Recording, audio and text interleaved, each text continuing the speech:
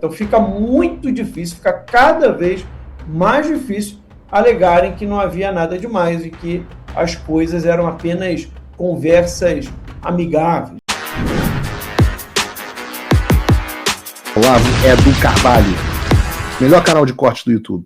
Iniciar sobre o Lulinha. Eu sei que daqui a pouquinho a Débora Sena chega para participar também dessa conversa e trazer informações sobre a relação do Lulinha com a Roberta Luxinge. Ela vai contar um pouco dessa situação que ocorreu em Brasília, da presença do filho do presidente na casa de uma lobista que está sendo investigada por algumas irregularidades em contratos firmados por empresas um tanto quanto suspeitas ali com órgãos do governo federal e, segundo a investigação, com a anuência do filho do presidente. Daqui a pouco a Débora vai contar um pouco sobre essa relação entre o Lulinha e a Roberta Luxinge, mas eu gostaria de já abrir o programa tratando de um fato que foi divulgado hoje pelo portal Metrópolis, que diz que o Lulinha, o empresário Fábio Luiz Lula da Silva, esteve pelo menos 18 vezes no Palácio do Planalto desde 2023, segundo dados obtidos pelo portal via Lei de Acesso à Informação.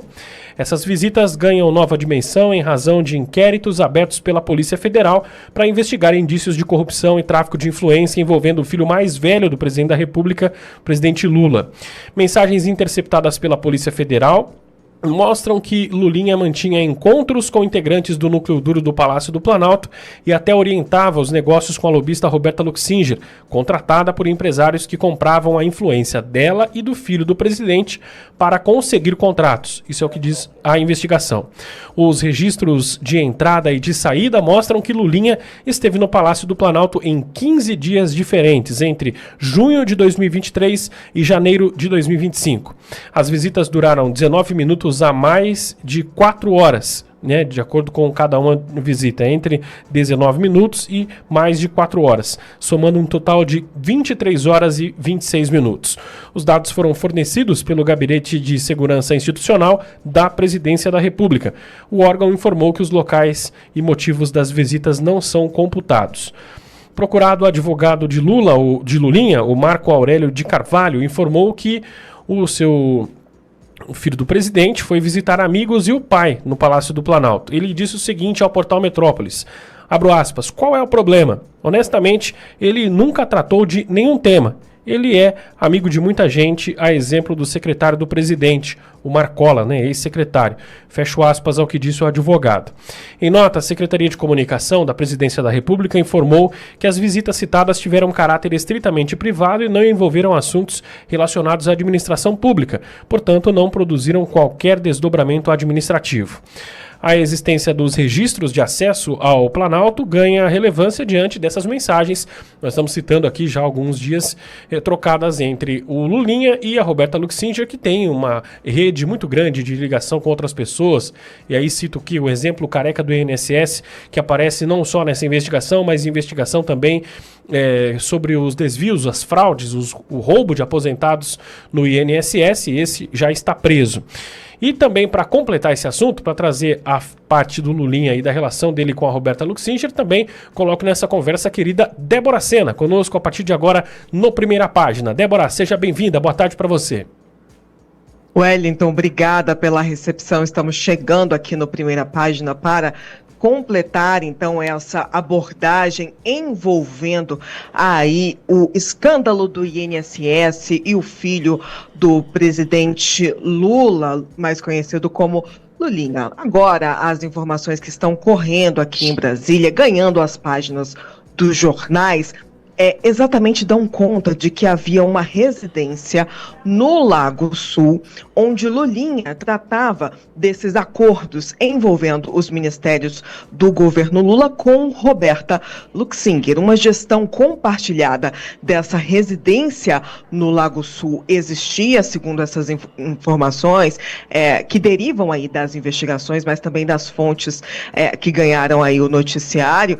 Então, nós entendemos pelas reportagens, como eu disse aqui, dessa gestão compartilhada e especificamente porque o jornal O Globo ouviu funcionários dessa residência que reafirmaram que não se tratava de um estabelecimento doméstico, não era ali o lar de ninguém, mas era mesmo um local de reuniões. Agora, a defesa de Lulinha também se manifestou sobre esse assunto e parece que se manifestou antes de saber, de tomar conhecimento sobre essas declarações dos funcionários da casa, que dão conta, né, do caráter de negociações, de reuniões, porque o que dizem agora os advogados do filho de Lula versa sobre a amizade entre ele e Roberta Luxinger. Então esses advogados dizem que essa amizade existe, que Lulinha se orgulha dessa amizade e que, portanto, frequenta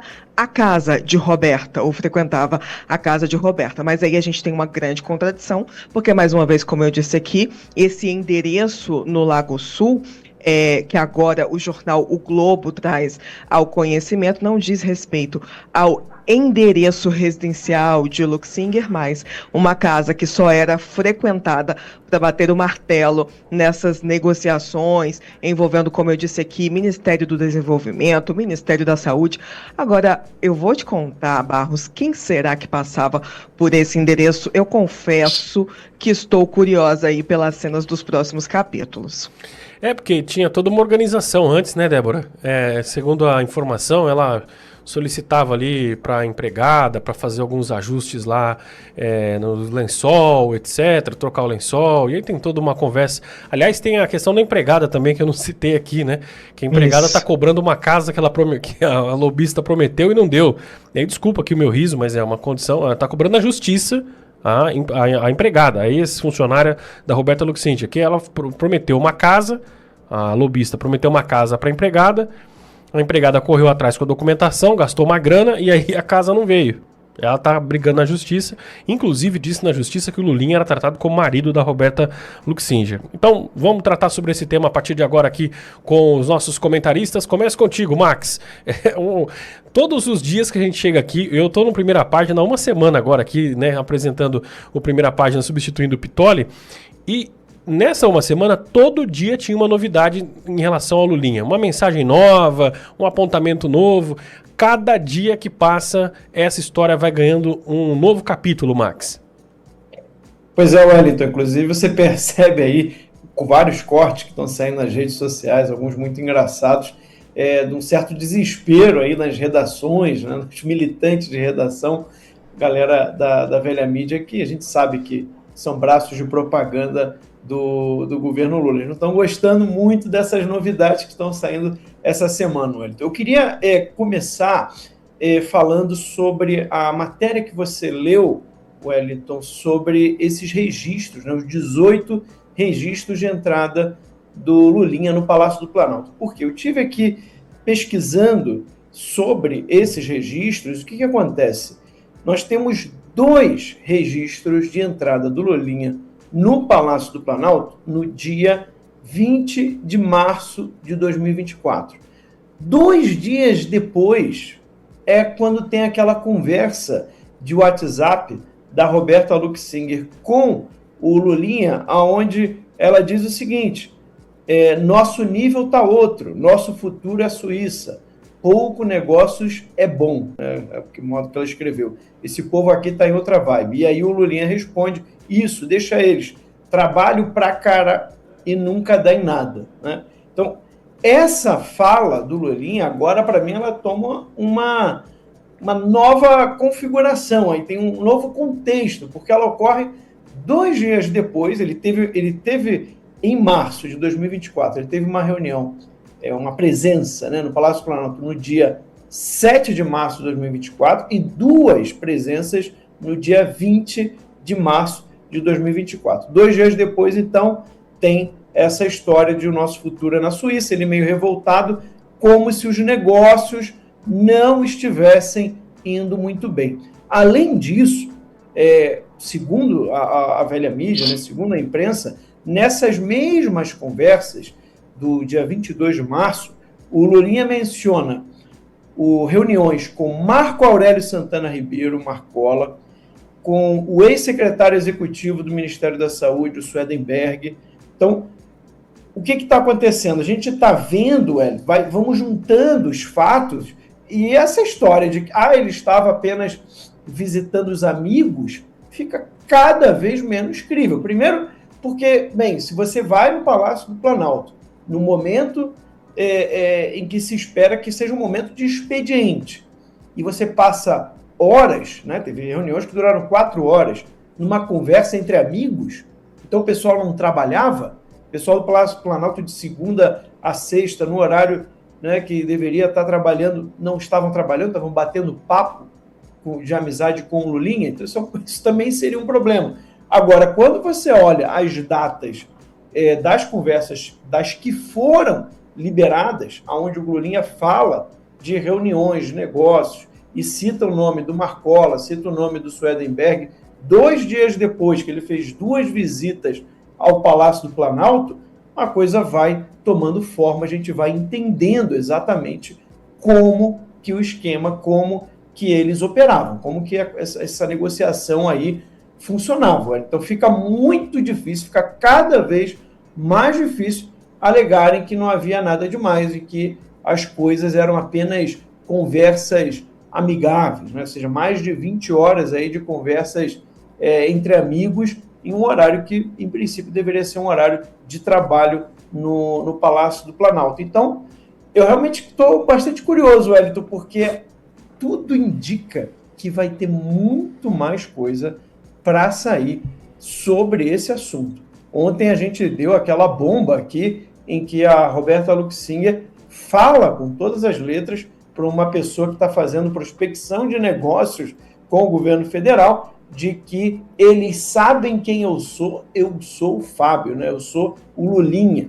Ali para mim, é a prova de que ela realmente negociava contratos do governo federal em nome do Lulinha. Agora, resta saber se o Lulinha vai vir com a cartada dizendo que ela estava mentindo, mas segundo a mensagem da Roberta, isso está muito claro. Então está muito configurado. Agora a gente tem também essa presença recorrente do Lulinha e uma amiga da lobista na mansão dela ali no Lago Sul, uma mansão que parece que ela alugava. Ou seja, várias reuniões eram feitas ali. Então você tem, né, reuniões no Palácio Planalto, você tem as reuniões no Lago Sul e você tem aí as mensagens que falam desses negócios, que falam, inclusive, nomes de pessoas que estavam no governo naquele momento, assumindo diversos cargos, e que você tem aí também registros de contratos com o Ministério, o tal do empréstimo com o Marcola, né, o registro de contrato com o Ministério da Saúde. Enfim, está tudo para mim ficando muito claro nessa história, Wellington, e não está ficando nada bom para o Lulinha, não. Eu acho que ele vai acabar sendo intimado mesmo para se explicar, e vai ser difícil ele explicar isso. Pois é, a Marluce22 escreveu aqui no chat: eu acho incrível que a PF descobre tanta coisa e não prende ninguém. Jacques Wagner, senador Everton, Lulinha, Marcola, Roberta e por aí vai, né? E aí não tem, apresenta um monte de coisa, um monte de conversa, provas, e aí chega na hora H, a hora que precisa de fato chamar essa turma aí para se explicar, não tem, não deu certo, não chamou, não aparece. Aí vai lá o Lulinha, Suíça, né? Vamos para a Suíça. Edu, quero te ouvir sobre esse tema. Wellington, está muito claro para todo mundo, por todo o desenho apresentado, né? Primeiro, o personagem que é o filho da presidente da República, o filho do presidente da República. Então ele tem bom trânsito no gabinete da República, óbvio, todo mundo sabe disso por ser filho do presidente. Porém, a frequência que ele vai ao gabinete, né? Então, sendo 18 vezes que ele comparece ao Palácio do Planalto, e aí este é o primeiro momento. Você poderia pensar, bom, mas aí ele está visitando o pai dele, né? Vai que ele é um assessor informal do pai dele, algo do tipo. Aí nós temos a Roberta Luxinger, né? A Roberta Luxinger, vale lembrar que ela também está citada no caso do desvio do INSS, vinculada ao careca do INSS. Então a gente já tem estes personagens, essas pessoas envolvidas ao caso. Então, o Lulinha, não indiciado, mas investigado em 3 inquéritos, nos 3, por tráfico de influência, né? E, obviamente, tráfico de influência, como vocês da nossa audiência já sabem, que eu expliquei numa outra oportunidade, quando você está atuando na esfera privada e vende uma facilidade conhecendo alguém na esfera pública, você vendendo essa facilidade na esfera privada. Então, ele atuando com o tráfico de influência, aí nós temos exatamente fechado esse pacote com o Marcola, né, o assessor da presidência da República, o Marcola. Então, se a Roberta Luxing, que tem relação com o caráter do INSS, tem relação comprovada por mensagens com o Marcola, e, além disso, recebia em sua casa o Lulinha, conforme teve aquele áudio da empregada, a ex-empregada que a processou, então você já está confirmado que aí o Lulinha conhecia todo mundo. E ainda veio o teor do diálogo que o Max citou, né, eu sou o Fábio, né? Eu sou o Fábio, é justamente no que eu represento ele. Se ela representa ele, ela é relacionada com o careca do INSS, e ela tem bom trânsito com o gabinete da Presidente da República por meio do Marcola, não é difícil, né? Se você tiver do ensino fundamental, né, uma criança consegue acabar concluindo que todos estão envolvidos. E ainda aqui eu cito o motivo da celebração dos parlamentares do PT quando foi reprovado o relatório do Alfredo Gaspar, naquela ocasião da CPMI do INSS. E a gente também não pode se esquecer do irmão do Lula, né, o Frei Chico, o senhor José Ferreira da Silva, também passou, ninguém mais menciona dele. Então, parece que é uma coisa envolvida em família, e a gente sabe muito bem que os negócios do Ronaldinho, dos negócios, só acaba prosperando quando o pai está na presidência. Então tem essa coincidência, obviamente não tão coincidência assim, e o que tem grande potencial de ser tráfico de influência, ué. O Trump voltou. Isso já deve ter tirado um peso das suas costas. Mas e o Brasil? O nosso país continua atolado e achar que só a vitória do Trump vai resolver tudo é ilusão. Nada vai mudar sozinho. E pode ter certeza de uma coisa: ficar xingando muito nas redes sociais não vai fazer diferença nenhuma. Você vai continuar esperando alguém fazer alguma coisa por você? Um político? Um salvador da pátria? Esquece. Se ninguém tomar uma atitude, nada acontece. Eu tô fazendo a minha parte. Eu parei a minha vida por isso. Mas, se você quer saber como pode ajudar sem precisar largar tudo, a resposta é simples: apoiando quem está na linha de frente. Sem esse apoio, sem essa linha de suprimento, esse trabalho morre. Sem estrutura, ninguém avança. Então acessa www.paulofigueiredoshow.com/apoie e com $5 por mês você pode fazer parte disso. Se puder mais, eu recomendo, seja um patrono Gold e participe ativamente no grupo que me ajuda a pautar esse debate. O que vai definir o futuro é quem faz e não quem reclama. A escolha é sua.